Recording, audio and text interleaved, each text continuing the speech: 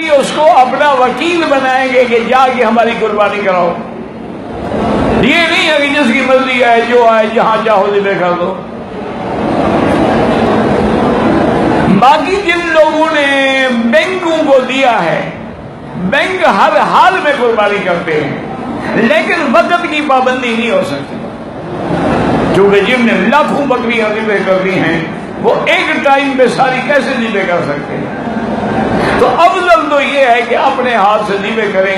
میرے آقا نے رحمت دو جہاں میں تقریباً 63 اونٹ جو ہیں وہ اپنے ہاتھ سے ذبح کیے.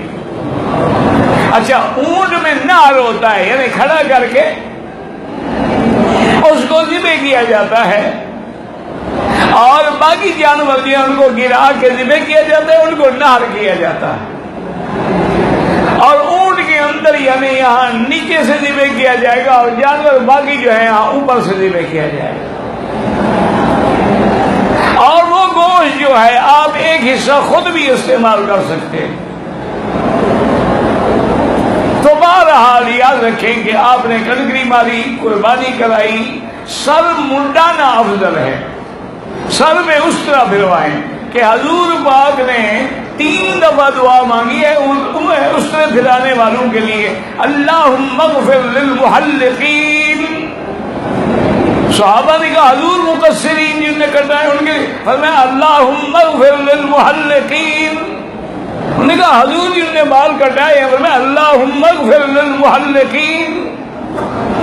3 دفعہ دعا مانگی کہ یا اللہ جن نے سر پہ اس طرح پھروایا ان کی مغفرت فرما دے. اور جب صحابہ نے دیا فرما وللمقصرین، یا اللہ جن نے بال کٹوائے ان کے بھی بخشش فرما دے، لیکن 1 دفعہ. ویسے آپ بالکل نہ ڈریں کہ اصل میں یہ لوگ بولتے ہیں کہ فیشن میں فرق آتا ہے نا، گھر جائیں بیوی نہ پہچانے کے گنجو کون آ گیا. نہ گھبراؤ، کوئی فرق نہیں پڑتا. چند دنوں کے بعد پہلے سے بھی بہتر بال نکل آئیں گے. بلکہ حکیم لکھتے ہیں جس کے بال سر کے اچھے نہ ہو، بال بال اس طرح پھروائے تو اس کے بال زیادہ بہتر نکلتے ہیں. تو بہرحال آپ کی مرضی ہے، افضل یہی ہے کہ سر پہ اس طرح پھروائیں. اب جناب آپ وہاں سے آئیں گے مکہ مکرمہ. مکہ مکرمہ میں آپ نے طواف زیارت کرنا. طواف زیارت حج کا فرض ہے، رکن ہے، بنیاد ہے، اور اس کے بغیر بیوی بھی حلال نہیں ہوتی. تو جن لوگوں کی فلائٹ ہے اور عورت ایام حیض میں ہے وہ طواف زیارت نہیں کر سکتی، فلائٹ چھوڑ دیں، اپنا حج برباد نہ کریں، ورنہ تو ساری زندگی وہ گناہ کرتے رہیں گے میاں بیوی. وہ بیوی تو اس کے لیے حرام ہے. اس لیے فلائٹ چھوڑ دیں، یا ابھی کسی لیڈی ڈاکٹر سے مشورہ کر کے میری بیٹی جو ہے وہ گولیاں یا دوائیں جو بھی ہوں وہ لے لیں تاکہ ایام حج میں اس کو حیض آئے ہی نہیں. یہ بھی جائز ہے. آپ طواف زیارت کریں گے، اور جن لوگوں نے 8 تاریخ کو احرام باندھ کے طواف کر کے صفا دوڑا تھا اب وہ صفا نہیں دوڑیں گے، ورنہ صفا بھی دوڑیں گے. اور صفا مروہ دوڑنے کے بعد اب آپ واپس مینا جائیں گے، اور یاد رکھیں وہاں رات رہیں گے.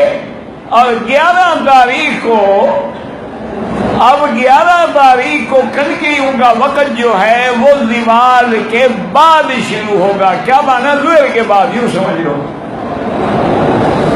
اور سارا دن وقت ہے، ساری رات وقت ہے، جب چاہو مار دو، کوئی دھکے کھانے کی ضرورت نہیں.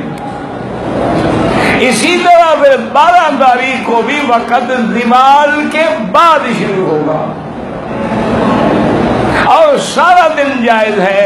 لیکن کوشش یہ کریں کہ کنکری مار کے مغرب سے پہلے مکے کے لیے روانہ ہو جائیں. جب آپ مکہ میں آ گئے الحمدللہ الحمدللہ، اب آپ کے ذمہ کوئی کام نہیں ماں سوا اس کے کہ جس دن جانا ہے حجۃ الوداع کرنا. اب پہلے دن 10 تاریخ کو صبح سے لے کر ظہر تک افضل ٹائم ہے، سارا دن کنکریاں مارنا جائز ہے۔ تو ایک مہربانی کریں، اگر آپ کو حاجی خیر مانتے تو نہیں ہے نا، چونکہ ماننے تو پھر حاجی کیا ہوئے، چلو یار جلدی کرو، میں مار کے آ گیا ہوں اور آپ کیا کر رہے ہیں، بس اسی میں جائیں گے۔ یہ کسی نے تار نکالا ہوگا نا جی، حاجی صاحب کو وہ جوش آیا ہوگا۔ درود شریف پڑھ لو، وقت کیوں ضائع کر رہا؟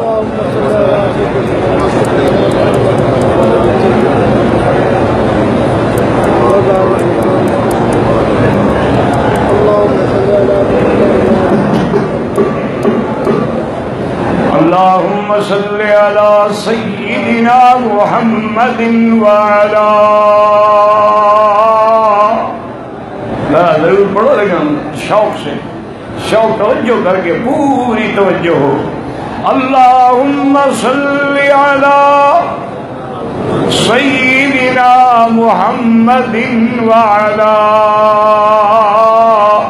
آل سيدنا محمد كما صليت على إبراهيم وعلى آل إبراهيم إنك حميد مجيد۔ میری بات یاد رکھو کہ 10 تاریخ کو وقت شروع ہوگا صبح کنکری کا۔ آپ جب مزدلفہ سے واپس آئیں اپنے خیمے میں چل جائیں، جا کے سو جائیں، آرام سے نیند کریں، کوئی جلدی کی ضرورت نہیں۔ ظہر کی نماز سے پہلے آپ آئیں، ایک آدمی بھی نہیں ہوگا جبرے پر، ایسے 4-10 آدمی کوئی آرام سے کھڑے ہو کے اپنے سامنے کنکری کا یقین کریں کہ کنویں میں گئی۔ اچھا 11 تاریخ کو آپ نے کیا کر رہے ہیں؟ سارا دن آرام کرو، ذکر کرو، نمازیں پڑھو، رات کو عشاء کے بعد نماز پڑھ کے فارغ ہو کے اب کنکریاں مارنے کے لیے چل پڑے، کیونکہ ساری رات جائز ہے تو دھکے کھانے کی کیا ضرورت ہے۔ اسی طرح 12 تاریخ کو اپنے کم میں بیٹھے رہیں، عصر کی نماز پڑھ کے آرام سے جب سورج نکلنے میں 1.5 گھنٹہ ڈوبنے میں ہو آپ خیمے سے نکلیں، کنکری ماریں، جہاں بڑا شیطان ہے اس سے 100 قدم کے بعد مینا ختم ہو گیا تو آپ مینا سے نکل گئے۔ اس لیے پریشان ہونے کی ضرورت نہیں ہے، لیکن صبر کرنا پڑتا۔ صبر کرو گے تو انشاءاللہ ذرا بھی دھکا نہیں لگے گا۔